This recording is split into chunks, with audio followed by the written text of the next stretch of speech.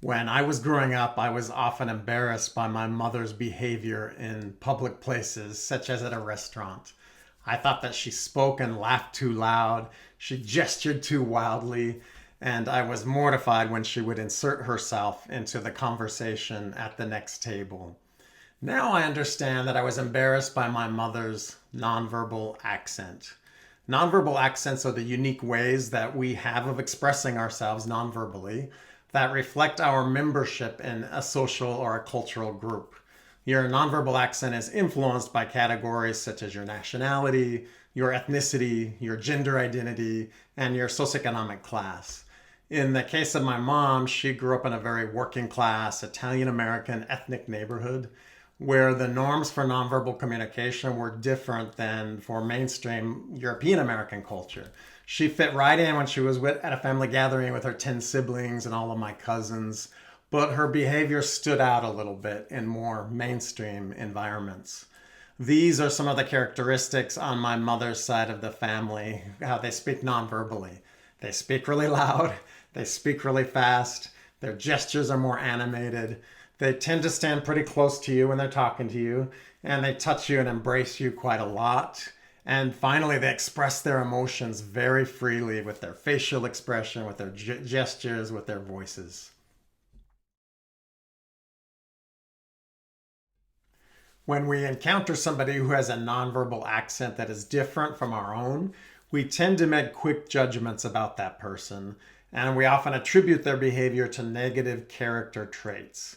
So, somebody who is louder and more animated than the norm, like my mother, she might be viewed as obnoxious or as aggressive.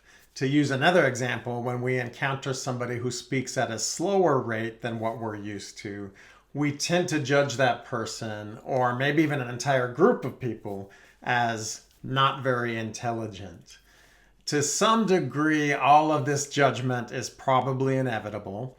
We know from decades of research that when somebody shares our nonverbal accent, which simply means that their nonverbal behavior is consistent with what we feel is right, we tend to find them more attractive, more intelligent, more likable.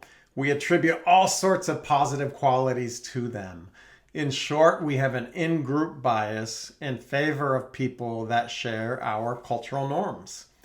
The negative evaluations we often make of others whose nonverbal behavior is different, they not only impede good interpersonal communication, but they also contribute to wider social biases. Since we're more likely to identify with people that share our nonverbal communication norms, we're more likely to hire them. We're more likely to give them the promotion, to give them the benefit of the doubt. And this can only perpetuate social inequities. The judgments we make about people due to their nonverbal accents or their nonverbal behavior, they happen so automatically and so quickly that we're usually not even aware of what we're doing. We think to ourselves with great certainty, this person is obnoxious. What we can do instead is to bring mindfulness to our communication interactions. We can realize, for example, this person's volume and animation is causing me to judge them. And then we replace those negative judgments with this simple phrase: they are communicating in a style that feels right to them. I have to give credit to the sociolinguist Deborah Tannen for that phrase. I use this phrase in my head like a refrain every time somebody's nonverbal behavior draws my attention. And I want to suggest to you that you also keep this refrain in your back pocket.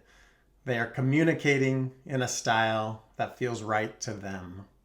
In my mother's case, I'm sure that I wasn't the only one who sometimes thought of her as obnoxious. Now I don't feel so bad about that because now that I have a teenager of my own, I know it's a rite of passage to be embarrassed by your parents. But if we can all become more tolerant of the wide diversity of nonverbal accents, it would go a long way toward creating healthier interpersonal relationships, healthier intercultural interactions, and a more just world.